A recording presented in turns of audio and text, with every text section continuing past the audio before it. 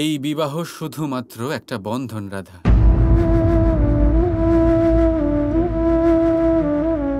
কারণ প্রেমে মিথ্যের কোনো স্থান নেই, আর যেখানে মিথ্যে কথা বলতে হয় সেখানে প্রেমের কোনো স্থান নেই, রাধা।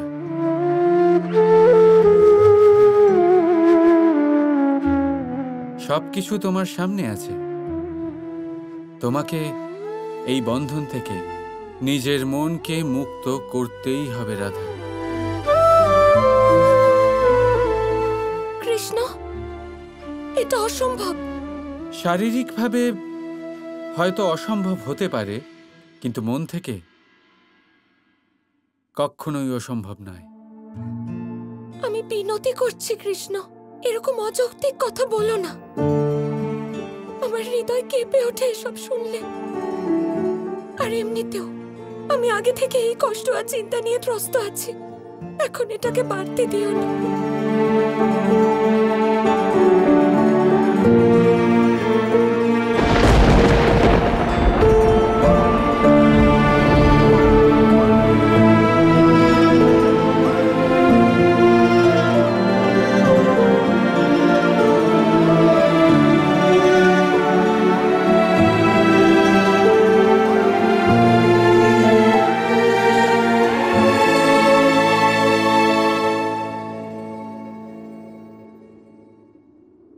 জীবনের এই যাত্রা কষ্ট আর ব্যথার পথে চলেই বোঝা যায়, রাধা। এই বিষয়ে আমি কিচ্ছু করতে পারবো না। এই কষ্ট আর ব্যথা সহ্য করাই আমাদের নিয়তি। আর এখনো তো আমাদের অনেক কষ্ট সহ্য করতে হবে, কিন্তু হাসি মুখে।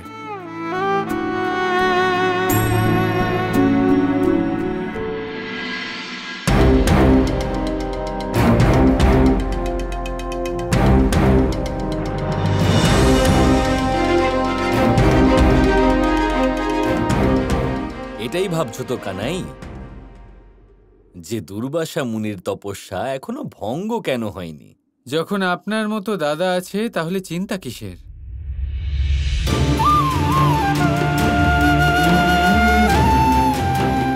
তবে আপনি এখানে কিভাবে? আমি এখানে কিভাবে? কানাই, তোমার তো কাল রাতেই ফিরে আসার কথা ছিল, কিন্তু তুমি ফিরলে না দেখে আমি বুঝতে পারলাম যে নিশ্চয়ই কোনো গন্ডগোল আছে। ব্যাস এটা ভেবেই আমি সোজা এখানে চলে এলাম। আর তারপর কুটিরের বাইরে ব্রাহ্মণদের থেকে তোমার বিষয়ে সব খবর পেয়ে গেলাম। আর দেখো, আমি এখানে এসে গেছি তোমার কাছে। তাছাড়া কানাইকে ছাড়া দাদার মন কি করে ভালো থাকবে? হ্যাঁ, এইটা একদম ঠিক। আচ্ছা, আপনি ওই অসুরের কি করলেন? ওই অসুর কোথায় গেল? ওই যে ওখানে মূর্ছিত হয়ে পড়ে আছে। ওর জ্ঞান ফিরে আসতেই আমি ওকে বধ করে দেব। আসলে ব্যাপার হচ্ছে যে যদি মূর্ছিত অবস্থায় কাউকে হত্যা করো তাহলে সে জানবে কি করে যে তাকে কে হত্যা করেছে? কিন্তু আপনার ওকে হত্যা করার কোনো দরকার নেই। কিন্তু তার কারণ কি? আসলে আমার কাছে ওর জন্য একটা আলাদা কাজ আছে। আর সেটা কি কানাই?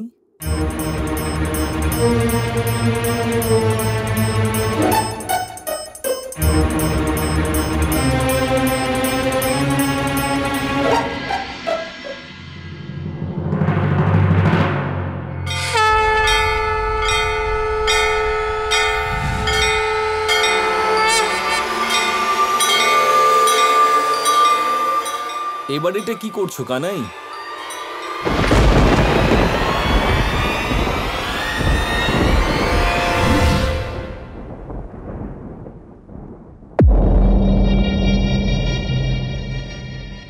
এখনো সম্মোহিত হয়ে গেছে দাদা। এবারও কংসের কাছে গিয়ে তার দুষ্কর্মের শাস্তি দেবে তাকে, তাই না অসুর?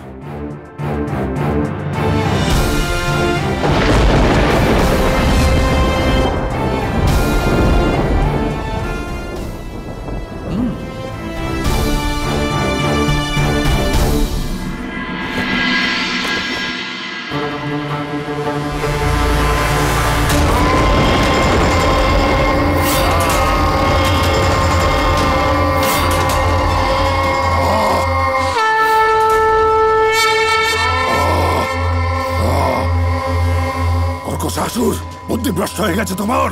নিজের প্রভুর উপরেই প্রহার করছো।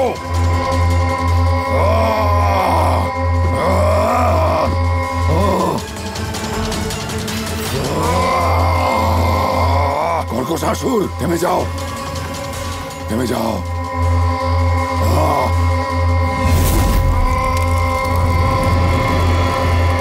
তুমি আমায় বিবশ করেছ কর্কশাসুর।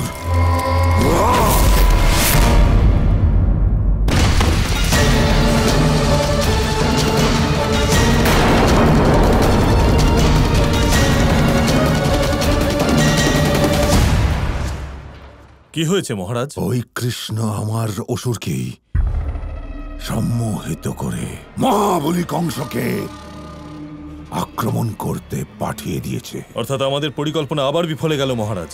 এবার আমাকে নতুন পরিকল্পনা ভাবতে হবে। যে কোনোভাবে আমায় ওই কৃষ্ণকে ঋষি দুর্বাসার সাপে ভস্য করিয়ে দিতে হবে। আমি মহাবলী কংস এটা অবশ্যই করব, অবশ্যই করব আমি।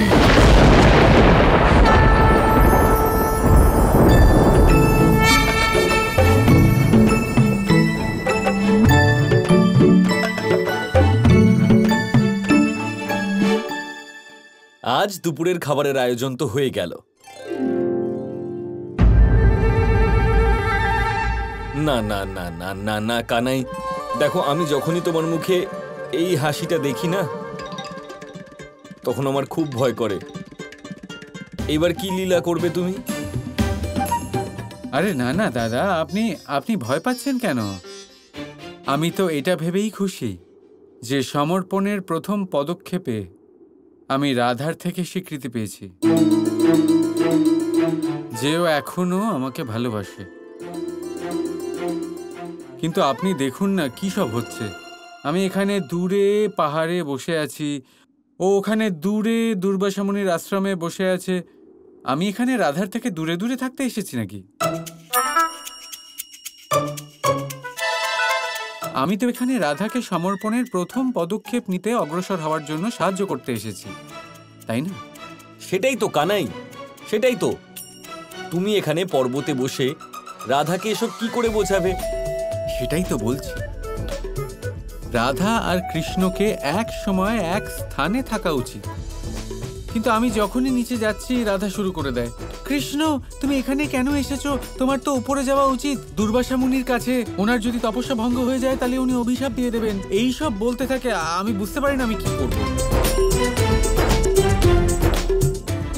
কিন্তু কিছু তো অবশ্যই করতে হবে। রাধা আর কৃষ্ণকে একসাথে আসতেই হবে, এক স্থানে আসতেই হবে।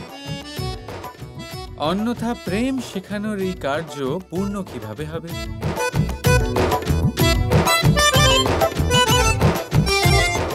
আবার সেই হাসি কানাই, তার মানে নিশ্চয়ই কোনো না কোনো লীলা তুমি আবার করবে, তাই না?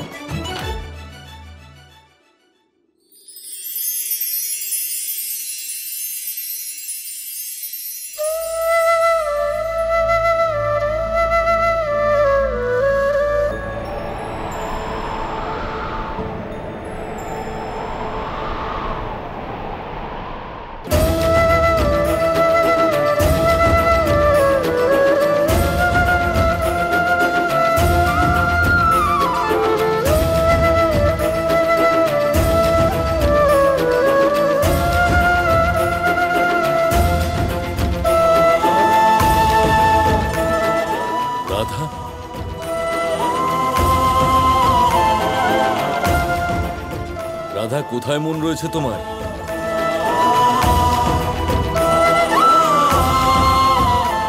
রাধা।